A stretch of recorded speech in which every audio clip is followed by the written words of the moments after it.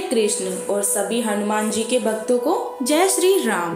प्रिय श्रोताओं, आज मंगलवार के दिन आप सभी सुनेंगे मंगलवार के व्रत की पावन कथा। मंगलवार के व्रत की पहली कथा के अनुसार प्राचीन काल की बात है। एक नगरी में एक ब्राह्मण दंपति रहते थे।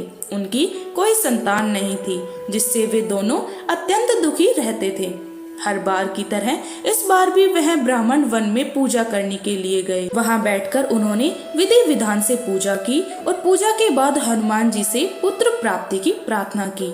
उधर ब्राह्मण के घर पर ब्राह्मणी भी पुत्र प्राप्ति के लिए हर मंगलवार का व्रत रखती थी। वह प्रत्येक मंगलवार व्रत के अंत में बजरंग बली को भोग लगाकर तभी भोजन ग्रहण करती थी।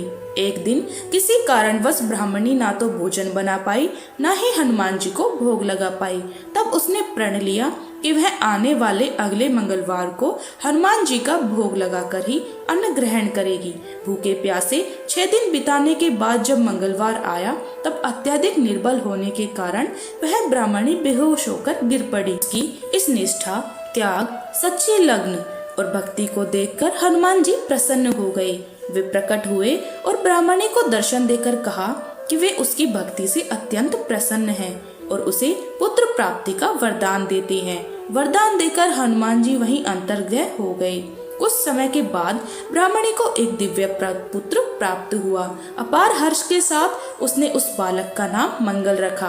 कुछ दिनों के बाद जब ब्राह्मण घर लौटा और उसने उस बालक को देखा तो आश्चर्य से पूछा, यह बालक कौन है? जब ब्राह्मणी ने पूरी कथा सुनाई तो ब्राह्मण ने उनकी बातों पर विश्वास नहीं किया और वह इसे छलपूर्ण मानने लगे। एक दिन अवसर मिलने पर ब्राह्मण ने उस बालक को कुएं में गिरा दिया। घर लौटने पर जब ब्राह्मणी ने पूछा कि पुत्र मंगल कहाँ है, तभी पीछे से मंगल मुस्कुराते हुए आया। उसे सकुशल देखकर ब्राह्मण चकित रह गए। उसी रात हनुमान जी ने स्वप्न में ब्राह्मण देवता को दर्शन देकर कहा कि वह बालक उन्होंने ही ब्राह्मणी को वरदान स्वरूप दिया है। यह सत्य जानकर ब्राह्मण अत्यंत प्रसन्न हुए। इसके बाद ब्राह्मणी दंपति प्रत्येक मंगलवार को श्रद्धा से व्रत रखने लगे। जो मनुष्य मंगलवार व्रत की इस कथा को पढ़ता या सुनता है और नियम पूर्वक व्रत करता है, उसे हनुमान जी की कृपा से सभी कष्टों से मुक्ति मिलती है। तब जीवन में सभी प्रकार के सुख प्राप्त होते हैं और वह हनुमान जी की विशेष कृपा का पात्र भी बन जाता है। एक बार व्यास जी ने कहा कि एक बार नैमिषारण्य तीर्थ में 88,000 मुनि एकत्रित होकर पुराणों के ज्ञाता श्री सूत जी से पूछकर कहने लगे, हे महामुनि, आपने हमें अनेक पुराणों की कथा सुनाई है।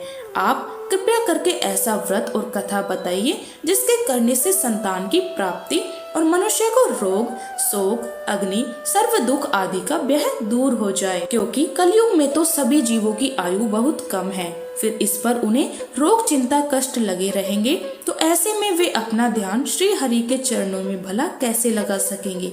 तब श्री सूत जी बोले, हे मुनियों, आपने लोक कल्याण के लिए बहुत ही उत्तम बात पूछी है। एक बार धर्मराज युधिष्ठिर ने भगवान श्री कृष्ण से लोक कल्याण के लिए यही प्रश्न किया था। भगवान श्री कृष्ण और युधिष्ठिर के बीच जो वार्तालाप हुआ था, जो संवाद हुआ था, वह तुम्हारे सामने कहता हूँ, ध्यान देकर सुनो। एक समय पांडवों की सभा में श्री कृष्ण जी बैठे हुए थे। तब युधिष्ठिर महाराज ने भगवान श्री कृष्ण से प्रश्न किया, हे गोविंद, हे माधव, आपने मुझे अनेक कथाएं सुनाई हैं। आज आप कृपया करके ऐसा व्रत या कथा सुनाइए जिसके करने से मनुष्य को रोग, चिंता का भय दूर हो और उसे पुत्र की प्राप्ति हो। हे प्रभु, बिना पुत्र के जीवन व्यर्थ है। पुत्र के बिना मनुष्य नरकगामी होता है। पुत्र के बिना मनुष्य पितृ ऋण से छुटकारा नहीं पा सकता और ना ही उसका पुण्यक नामक नरक से उद्धार हो सकता है। इसलिए पुत्रदायक व्रत बतलाइए। तब भगवान श्री कृष्ण इस प्रकार बोले, हे राजन, मैं एक प्राचीन इतिहास सुनाता हूँ, आप उसे ध्यान पूर्वक सुनो। कुंडलपुर नामक एक नगर था। उसमें नंदा नामक एक ब्राह्मण रहा करता था। भगवान की कृपा से उसके पास सब कुछ था, फिर भी वह बहुत दुखी था। इसका कारण यह था कि ब्राह्मणी की पत्नी सुनंदा की कोई संतान नहीं थी। सुनंदा पतिव्रता थी, भक्ति पूर्वक श्री हनुमान जी की आराधना किया करती थी। मंगलवार के दिन व्रत करके अंत में भोजन बनाकर हनुमान जी को भोग लगाने के बाद स्वयं भोजन करती थी। एक बार मंगलवार के दिन वह ब्राह्मणी घर के काम की अधिकता के कारण हनुमान जी को भोग न लगा सकी, तो उसे इस बात का बहुत दुख हुआ। उसने कुछ भी नहीं खाया और मन में प्रतिज्ञा की कि अब तो अगले मंगलवार को ही हनुमान जी को भोग लगाकर मैं अन्न और जल ग्रहण करूंगी। ब्राह्मणी सुनंदा प्रतिदिन भोजन बनाती, श्रद्धा पूर्वक पति को खिलाती, किंतु खुद भोजन नहीं करती और मन ही मन श्री हनुमान जी की आराधना किया करती थी। इसी प्रकार 6 दिन गुजर गए और ब्राह्मणी सुनंदा अपने निश्चय के अनुसार भूखी प्यासी निराहार रही। अगले मंगलवार को ब्राह्मणी सुनंदा प्रातःकाल ही मूर्छित होकर गिर पड़ी।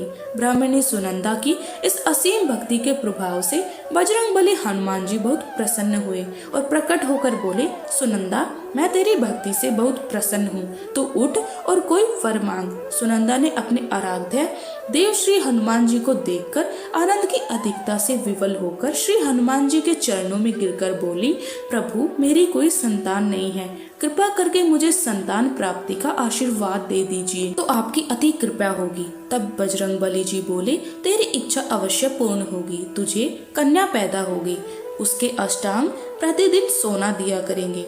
ऐसा कहकर बजरंगबली हनुमान जी अंतर्ध्याय हो गए। अब तो सुनंदा बहुत प्रसन्न हुई और सभी समाचार अपने पति से कह सुनाया। ब्राह्मण देव कन्या का वरदान सुनकर कुछ दुखी हुए, किंतु सोना मिलने की बात सुनी तो बहुत प्रसन्न हो गए। सोचा कि ऐसी कन्या के साथ तो मेरी निर्धनता भी दूर हो जाएगी। अब बजरंगबली की कृपा से वह ब्राह्मणी जल्दी ही गर्भवती हुई और 10वें महीने में उसे बहुत ही सुंदर पुत्री पैदा हुई।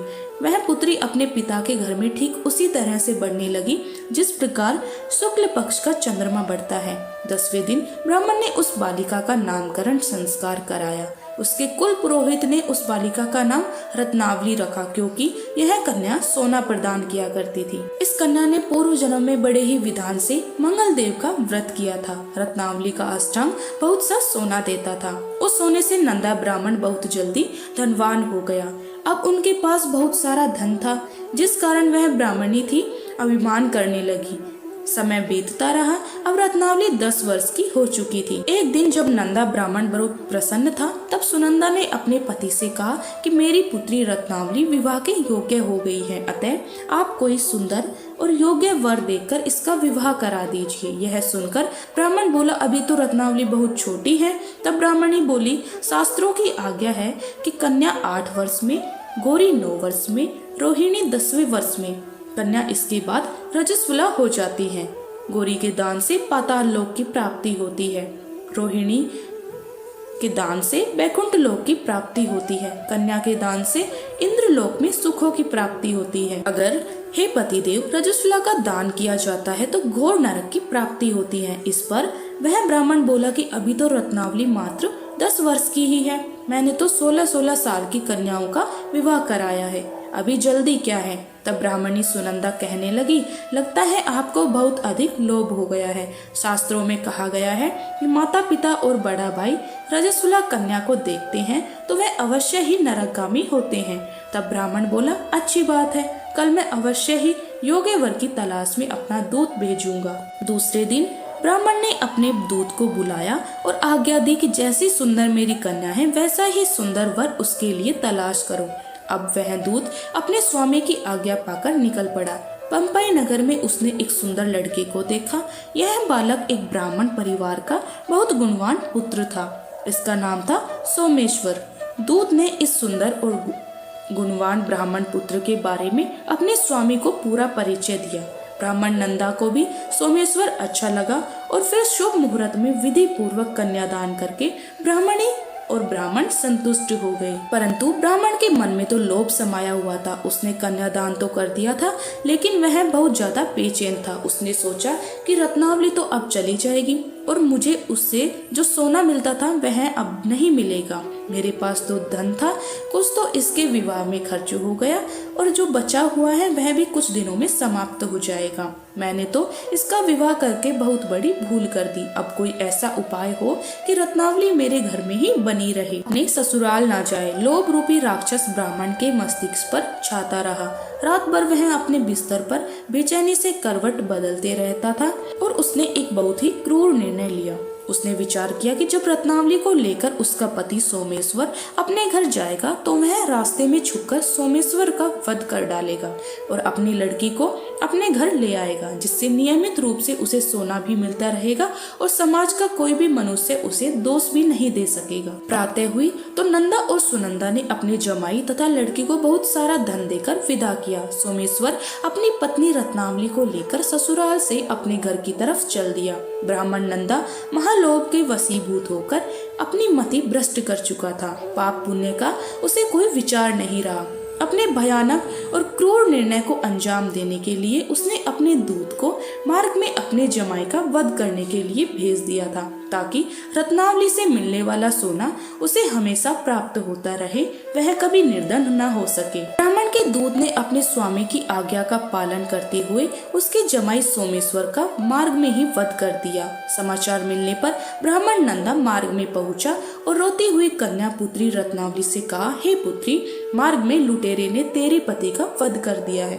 भगवान की इच्छा के आगे किसी का कोई वश नहीं चलता। अब तू घर चल, वहाँ पर ही रहकर शेष जीवन बिताना। जो भाग्य में लिखा है वही होगा। अपने पति की अकाल मृत्यु से रत्नावली बहुत दुखी हुई।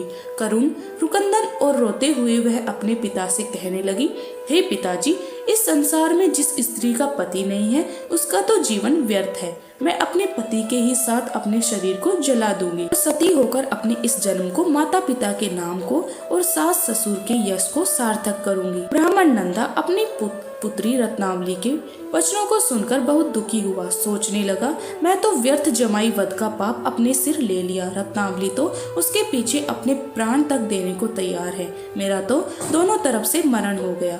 धन तो अब मिलेगा नहीं। जमाई वध के पाप के फलस्वरूप अब यम तापना यातना भी भुगतनी पड़ेगी। यह सोचकर वह बहुत खिन्न हो गया। सोमेश्वर की चिता बनाई गई। रत्नावली सती होने की इच्छा से अपने पति का सिर अपनी गोद में रखकर बैठ गई। जैसे ही सोमेश्वर की चिता को अग्नि लगाई गई, वैसे ही प्रसन्न होकर मंगलदेव वहां प्रकट हुए और बोले, हे रत्नावली, मैं तेरी पति भक्ति से बहुत प्रसन्न हूँ, तू वर मांग। रत्नावली ने अपने पति का जीवन दान मांग लिया। तब मंगलदेव बोले, रत्नावली, तेरा पति अजर अमर है, यह महाविद्वान भी होगा और इसके अलावा तेरी जो इच्छा हो वो मांग। तब रत्नावली बोली, हे ग्रहों के स्वामी, यदि आप मुझ पर प्रसन्न हैं तो मुझे यह वरदान दीजिए कि जो भी मनुष्य मंगलवार के दिन प्रातःकाल लाल पुष्प लाल चंदन से पूजा करके आपका स्मरण करे, उसे कोई रोग व्याधि ना हो, स्वजनों का कभी वियोग ना हो, सर्प अग्नि और शत्रुओं का कोई भय ना रहे। जो स्त्री मंगलवार का व्रत करे वह कभी विधवा ना हो। तब मंगलदेव तथास्तु कहकर वही अर्तन ध्यान हो गए। सोमेश्वर मंगलदेव की कृपा से जीवित हो उठा। अब रत्नावली अपने पति को पुनः प्राप्त कर बहुत प्रसन्न हुई और मंगलदेव का व्रत वह प्रत्येक मंगलवार को करके व्रतराज और मंगलदेव की कृपा से इस लोक में सुख ऐश्वर्य को भोगते हुए अंत में अपने पिता के साथ स्वर्गलोक हो गई। इस प्रकार मंगलवार व्रत की पावन कथा समाप्त होती है। जो भक्त मन में इस कथा को सुनते और व्रत का पालन करते हैं, उन पर भगवान श्री राम और बजरंग बली हनुमान जी की विशेष कृपा होती है। उसके जीवन से सभी दुख बाधाएं और डर दूर हो जाते हैं। तो बोलिए मंगलदेव महाराज की जय। श्री ऋण मोचक मंगल स्त्रोत पाठ मंगलदेव को समर्पित है। इस स्त्रोत के पाठ से कर्ज से मुक्ति मिलती है, आर्थिक समस्याएं दूर होती हैं। इस स्त्रोत में मंगलदेव जी के सभी 21 नामों का वर्णन मिलता है। मंगलदेव का संबंध हनुमान जी से है और हनुमान जी सभी प्रकार की समस्याओं से छुटकारा दिलाने वाले देवता माने जाते हैं। ऋण मोचक मंगल स्त्रोत का पाठ जो भी मनुष्य करता है, उस पर मंगल भगवान प्रसन्न होकर उसे धन धान्य प्रदान करते हैं। वह मनुष्य कुबेर भगवान की तरह धन संपत्ति का स्वामी बन जाता है। वह मनुष्य हमेशा युवा रहता है और उसे रोग और कर्ज से भी मुक्ति मिलती है। तो प्रिय श्रोताओं, अब सुनिए ऋण मोचक मंगल स्त्रोत पाठ हिंदी में।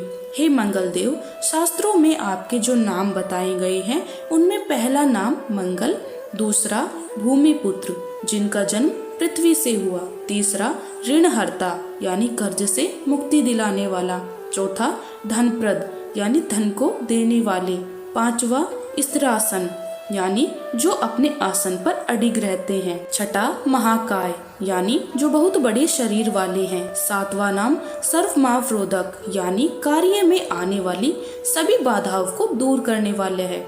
हे मंगल देव, आपके नामों में आठवां नाम लोहित, नवा लोहितांग, 10वां साम का नाम यानी कृपा रखने वाले, जिसका अर्थ समग्र ब्राह्मणों के ऊपर अपनी कृपा दृष्टि को रखने वाला है।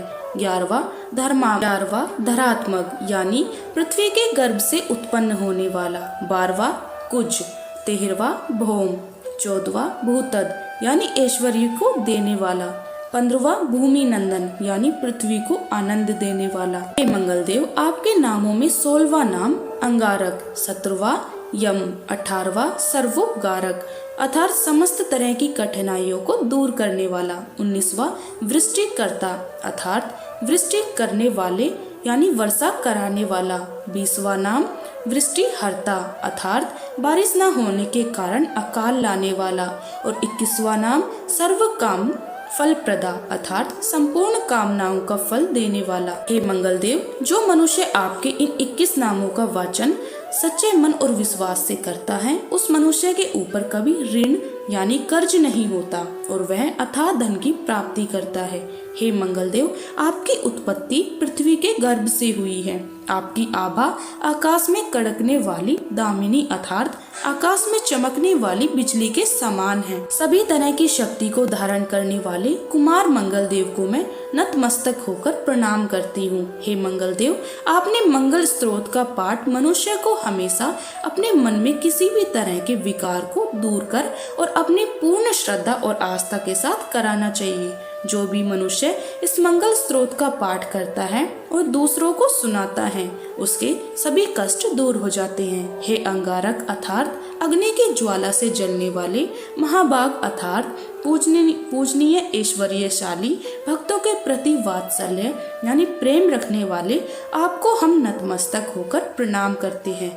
आप हमारे ऊपर किसी दूसरे से लिया हुआ उधार को पूर्ण करवा कर्ज को हमेशा के लिए दूर कीजिए। हे मंगल देव, मेरे ऊपर किसी दूसरे का कोई बकाया हो तो उसे समाप्त कर दीजिए। किसी भी तरह की व्याधि हो उसे दूर कीजिए। हे मंगल देव, मेरी गरीबी को दूर कर अकाल मृत्यु के भय को दूर कीजिए। मुझे किसी भी तरह का डर, कलेश, मन में दुख हो तो उसे भी हमेशा के लिए दूर कीजिए। हे मंगल देव, आपको संतुष्ट करना बहुत ही कठिन है। आप तो मुश्किल से प्रसन्न होने वाले भगवान मंगल देव हैं। आप जब किसी पर भी अपनी कृपा की बारिश करते हैं तो उसे समस्त परिवार के और समस्त प्रकार के सुख समृद्धि प्रदान करते हैं। जब आप किसी पर नाराज होते हैं तो उसके सार्वभौम सत्ता को भी तहस नहस कर डालते हैं। महाराज, आप जब भी किसी से नाराज होते हैं तो अपनी अनुकृपा दृष्टि से उसे हीन कर देते हैं। अब आप अप्रसन्न होने पर ब्रह्मा जी, इंद्रदेव और श्री विष्णु जी के भी साम्राज्य संपत्ति को नष्ट कर सकते हैं। फिर मेरे जैसे साधारण मनुष्य की तो बात ही क्या है। प्रभु, आप सबसे शक्तिशाली और सबसे बड़े राजा हैं। हे भगवान, मैं आपसे प्रार्थना करती हूँ कि आप मुझे संतान के रूप में पुत्र प्रदान करें। मैं आपके द्वार पर आई हूँ। आप मेरी मनोकामना को पूर्ण करें। मेरे ऊपर किसी भी तरह से किसी भी दूसरे का उधार लिया हुआ धन न रहे। मुझे कभी दूसरे के आगे हाथ फैलाना ना पड़े। मेरी गरीबी को दूर कीजिए और मेरे सभी तरह के कष्ट और कलेशों का नाश कीजिए। जो मेरे शत्रु बन चुके हैं उनके डर से मुझे आप मुक्त कराइए। जो भी मनुष्य इन 12 श्लोकों वाले ऋण मोचक मंगल स्त्रोत से मंगल देव की वंदना करता है, उस मनुष्य पर मंगल भगवान प्रसन्न होकर उसे धन धान्य प्रदान करते हैं। वह मनुष्य कुबेर भगवान की तरह धन संपत्ति का स्वामी बन जाता है। वह मनुष्य हमेशा युवा रहता है। श्री ऋण मोचक मंगल स्त्रोत के उच्चारण मात्र से मनुष्य को किसी भी तरह के कर्ज से मुक्ति मिल जाती है। अगर कोई मनुष्य अपने जीवन काल में अपनी आवश्यकताओं की, अपनी कामनाओं की पूर्ति के लिए किसी दूसरे मनुष्य से कर्ज लिया होता है और किसी कारणवश कर्ज चुका पाने में असमर्थ हो जाता है, तो उसे ऋण मोचक मंगल स्त्रोत का पाठ करना चाहिए। कर्ज में डूबे हुए मनुष्य इस ऋण मोचक मंगल स्त्रोत का जाप श्रद्धा और विश्वास के साथ से नियमित रूप से करता है तो उसे कर्ज से मुक्ति मिल जाती है। ऋणमोचक मंगल स्तोत्र पाठ समाप्त होता है। सभी मिलकर प्रेम से बोलिए मंगल देव महाराज की जय।